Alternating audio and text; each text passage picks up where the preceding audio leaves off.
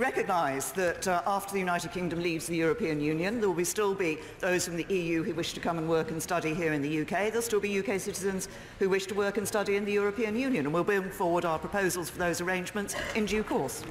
Does the Prime Minister agree with her Foreign Secretary that the plan for a customs partnership set out in her Lancaster House speech is in fact crazy? Can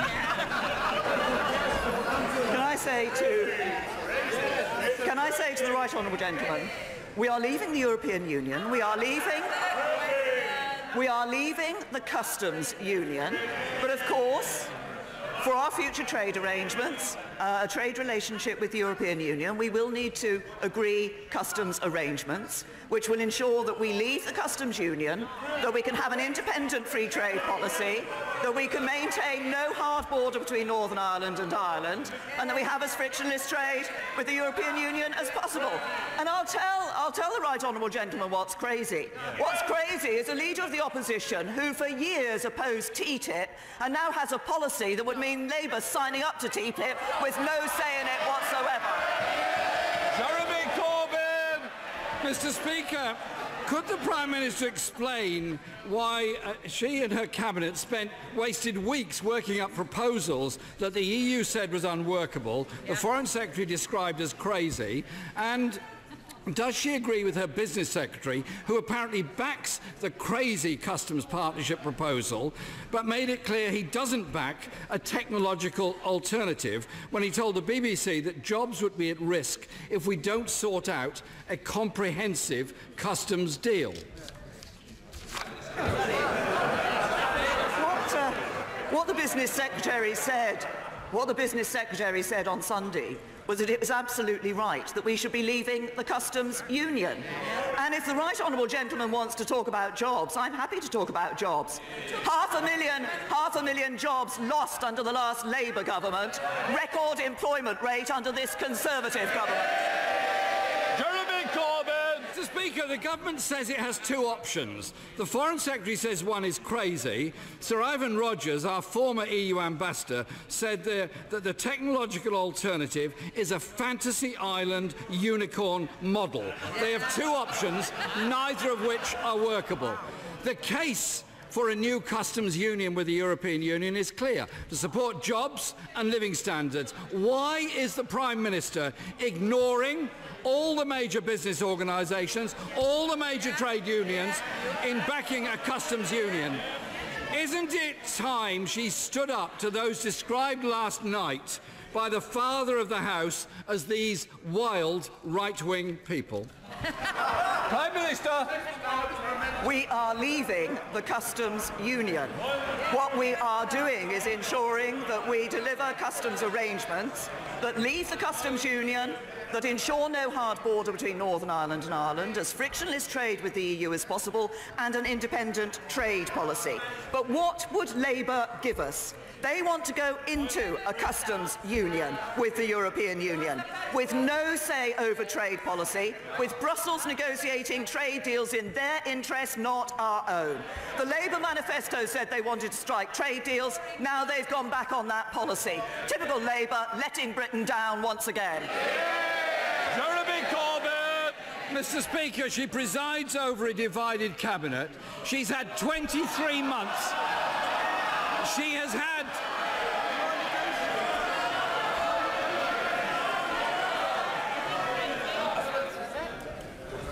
23 months in order to negotiate an agreement and hasn't made any progress on it. The CBI says a comprehensive customs union after transition is a practical, real-world answer. The TUC, on behalf of 6 million workers in this country, put it simply, ruling out a customs union risks jobs.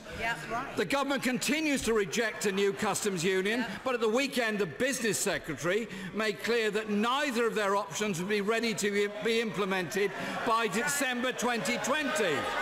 So can the Prime Minister tell us what is her preferred option and on what date it will be ready to be implemented. Minister. Well, the right honourable gentleman talks about the length of time in the negotiations. Of course, it wasn't until March and the agreement to move on to the next stage of negotiations that it was possible to have discussions with the European Commission on the customs arrangements. There are two options. There are two options that were in my Mansion House speech.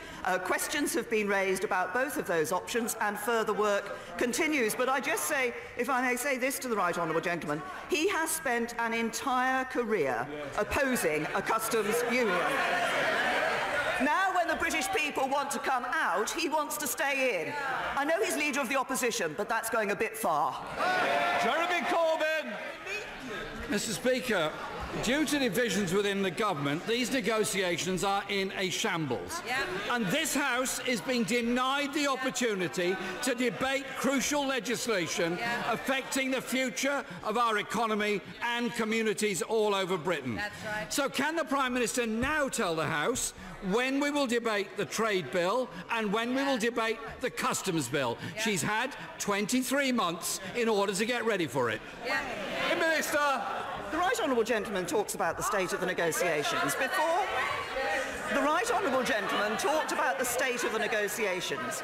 Before December, he was saying that the negotiations weren't going to get anywhere. What did we get? A joint report agreed by the European Council. He said before March we wouldn't get what we wanted in the negotiations. What did we get? An implementation and an agreement with the European Union Council.